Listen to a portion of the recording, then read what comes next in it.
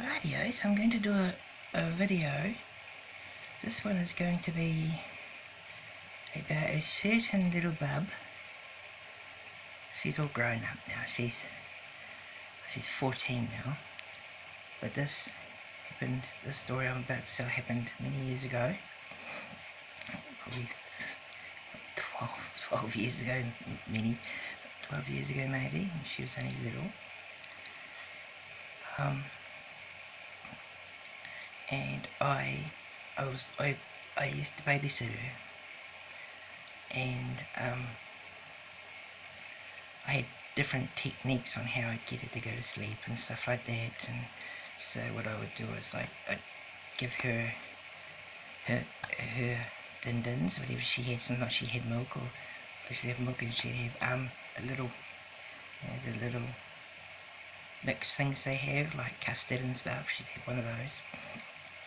And then what I would do is I'd take her for a walk in her pram, and then she'd just tire herself out looking around and stuff, and then by the time we got back she'd always be asleep.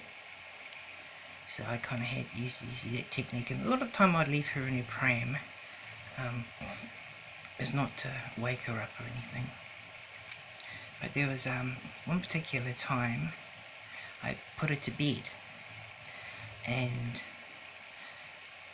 I always knew that she had a guardian looking after her. I didn't know who it was. I don't know, but I felt as though it was a woman, and it may have been on the baby's dad's side. But I couldn't, it's not 100%, that's just slightly what I got. But I knew she had a guardian that protected her, and I had physically seen no evidence to back that up. That was only within my own feeling, emotions, my own self, what I could feel within my own self, from my own senses, what I could pick up. So I 100% knew she had a guardian, a protector, a family member looking after her, but I never had the physical proof. And a physical proof is a good thing because it backs up what you're feeling. And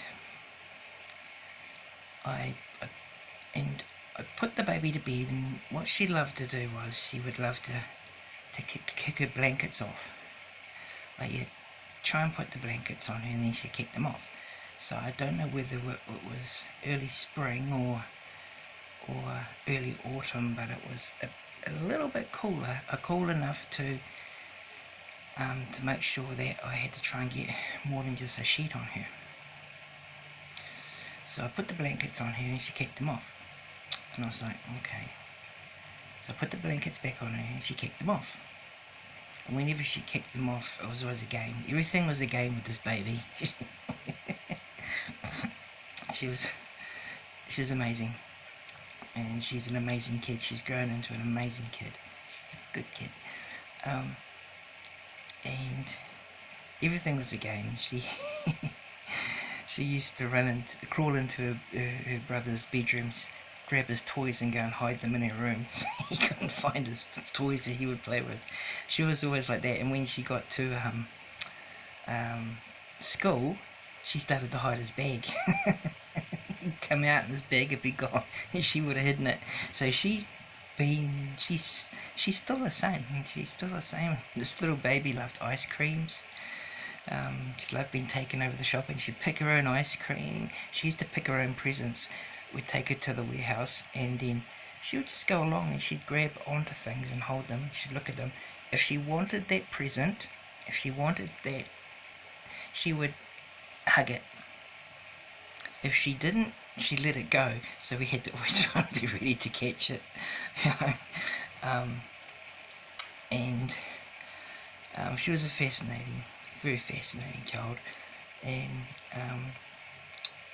so I tried to put the blankets back on this kid. So I thought, right, I'll fix you. So what I did was, I played a bit of a trick on her. I just put one sheet on her just enough for her to doze off, so that when she dozed off with that little sheet on, I was hoping she'd leave that on because it's only light, that I could sneak in and then put all the blankets back on her, so that I'd know that she would be okay and be warm enough. And so that's what I did. I put the sheet on her, and she kind of had it sitting on her, and I was like, oh, okay, so good so far. Then I went for a leak because I was busting for a whiz. So we had a whiz, and I was coming back, and as I was walking back up the corridor towards her room, I wasn't even going to go in yet. I still wanted her to doze off to sleep so I could put these blankets on her. So I was just going to sneak past. I heard her make this noise, and I'd never heard her make this noise before. It was how would you say? It was a very, very unnormal noise for her to make. I've never heard her make this noise before, and it sounded like she was reacting to something, you know. And it was enough for me to think, what the hell's going on? Because if I hadn't heard that noise, I would have just carried on walking to the sitting room and given her a bit of time to pass out. I could sneak the blankets on her. I used to play tricks with her because I used to try and trick her with a lot of stuff because she was really quite intelligent even as a baby. After hearing this noise, I kind of maybe a bit concerned, so I walked in there quite smartly actually, and walked in. All her blankets were pulled up on her, and she was laying there on her back with all her blankets pulled up on her, and then she looked at me, and she kicked all her blankets off with a big smile. And I was just dumbstruck, because we're talking about a baby here. The one in the picture here, she was younger than this little bub. This is her, this is the baby, but this is when she was a bit older. There's no way that she could have pulled those blankets up on top of her and have them nicely put on her in all order. There's no way, because that's what she had when I walked in. She had her blankets put on her nicely, and as soon as she looked at me, she kicked them off. So it just confirmed to me, okay, so you've definitely got someone in here looking after you, that's for sure. And I don't think I'll ever forget that incident happening, but that was the only one. I would have thought there might have been more, but I did know a lot about her before she was born. And the other sister that was born, Mila, I knew a lot about her, except I got one thing wrong, which was probably the main thing. I thought that Heidi was going to have a boy, but she was having a girl. But I did see a photo, which I did show Heidi. That's Auntie Heidi, the kids' auntie.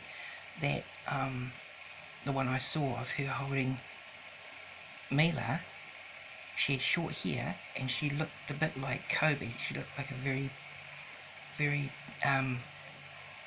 light version of Kobe, you know, and that was the vision I saw, and I thought, oh, she's having a boy.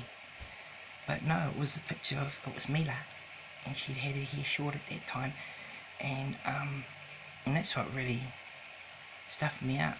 So I kind of just presumed it was going to be a boy because of what I saw in that vision of that photo, and I actually saw the actual photo when it was taken many or whatever years later. I'm like, oh, she must have been,